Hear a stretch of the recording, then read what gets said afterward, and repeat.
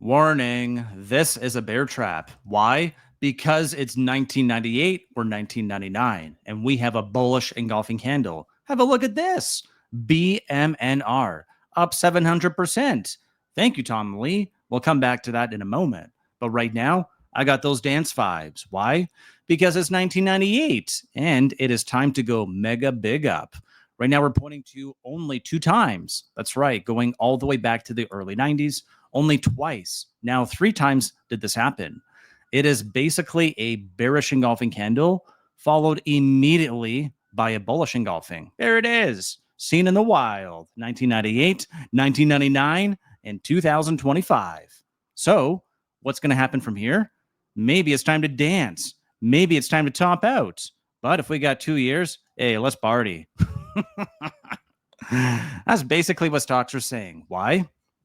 Because normally we go up 9% on the S&P per year with 1% dividend or 10%.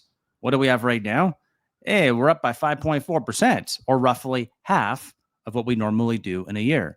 July is normally a pretty good month too. So, oh my goodness, is it time to go mega big up? Could we actually go to 1,000 on the S&P? Hey, nothing's crazy. We could definitely go there. This pattern looks like it was a 1 candle trap. Why? We closed right back above. What is that? That's a failed breakdown.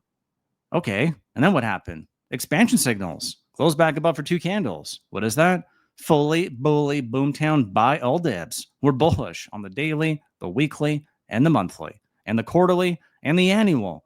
Every single chart you look at, it's a matter of how bullish, not are we bullish. So, all right, here's some buns in the oven. Daily golden cross for the NASDAQ. Bitcoin, daily golden cross. What happened? It went higher. It went sideways to up. And what's so curious about this is that this is what happened on the S&P on the quarterly chart. Let's go back in time, because if you pay attention, if we go all the way back to here, I'm showing you the topping pattern. So yes, this little kid right here, man, he's so funny. 1998, 1999, let's go. All right, what happened here? Bullish engulfer. What happens on the next candle? What's right here? We actually open up flat, we push down a little bit, rally all the way back up, come back down. Let's see if we can find that candle here. Why? I'm the economic dater champion, Professor Dater. Here we go. All right, Professor Dater, what are we looking at here? Into the new quarter, what happens? Go down a little bit, rally back up, sell off a little bit into the close. That is how you get a hollow candle. We open up, there's your opening range, push down a little bit. That would be a pushback down to maybe our current all-time high. What is that? 613. Then we actually go all the way back up, form a real body. Whoops, my drawings are terrible. Yes, I know. But we give back some at the top here. Hollow full candle. Open, close. Cool. So we're going to get a back test, potentially. I think the bears might get a little bit excited about that too. Maybe even a little bit of false hope. And here's the reason why. I shared this with our group earlier today. I said, if this happens, we're going to go slightly down. We're false hope for the bears. Trap. Bear trap. If you want a top fish, here's the trade. Wait until we actually form the new candle. And what's the high we set? 617, whatever. Let's actually go back here. I don't even know. I walked away from the screen. 61922. So if we make it to 620 or higher and then fall back below, where's my notes here? That's the note. So pause if you need to. If you want a top fish, don't do it right now. We closed at or near the high of the candle. That implies upside momentum. It implies a trap. Wait until we fall back below 619 on a monthly or quarterly or annual. Short the high that's established. That's the trade. Otherwise, what? The next potential trade is this. Wait until July 9th. If you shoot your shot right now and there's more blood to squeeze out of these bears, you are already feeling the pain if you're bearish. Do not feel more pain than needed. It's okay to be wrong, not okay to stay wrong. If you remember, get out of here, stupid Grammarly. Why is this thing always so annoying? Get out of here. I don't want to talk to you. You're fired. Quit. Always so annoying. Always wants to mess up with where my screen and arrows are. Uh-oh. I think I lost my data. Uh-oh, what happened to Dr. Dater? One sec. All right, Professor Dater is back. If we look here to our bull line, that's basically what I said. I said if we get above here, that beach ball is going to go above water. How high could it go? Man, I don't know. I said higher. I bought stocks. I did what I said it would. I admitted I was wrong. Above this area, man, pretty good thing to know you're wrong. Staying wrong was really painful.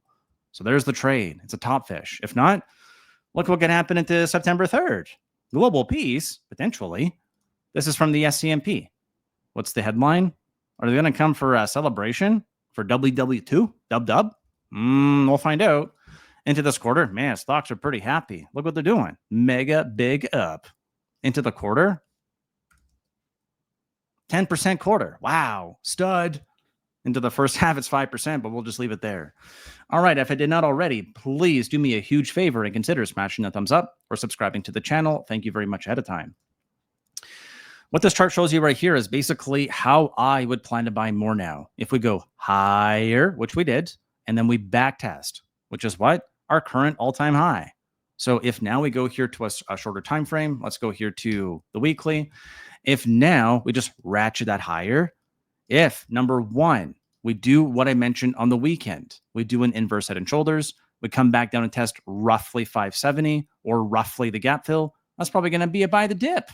All right. Grab your chips because we got some dip.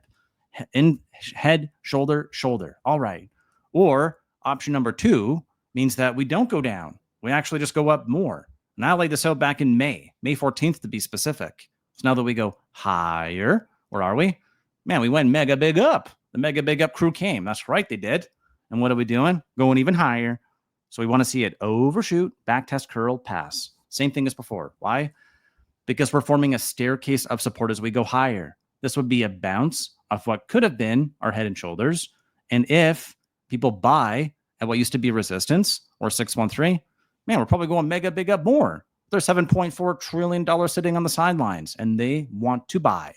So last day of the month, we're looking for continuation. The bears now want to see failed breakouts on the monthly, on the weekly, on the quarterly, whatever time frame. Otherwise, Powell speaks tomorrow at the ECB.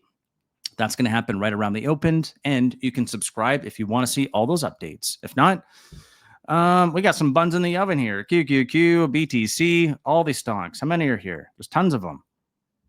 25 of them. S&P, NASDAQ, SMH. They're either sent, and we have a golden cross, or we're on the cusp, like RSPT. It's so close. Megs, sent. Why? These are leaders. Leaders lead, followers follow. So the most important stocks, the biggest stocks, those are the ones we want to buy. And then finally, I got a hot tip for you. If you watch all the way until the end of today's video, you got it. Donut, I ordered it. I want to buy it. 11 risk reward. It's a swing whisper. We're going to buy it on Friday. Or come hang out tomorrow at 8:30 a.m. if you want to do more and review more on the stream. Otherwise, thanks so much. I'll see you tomorrow.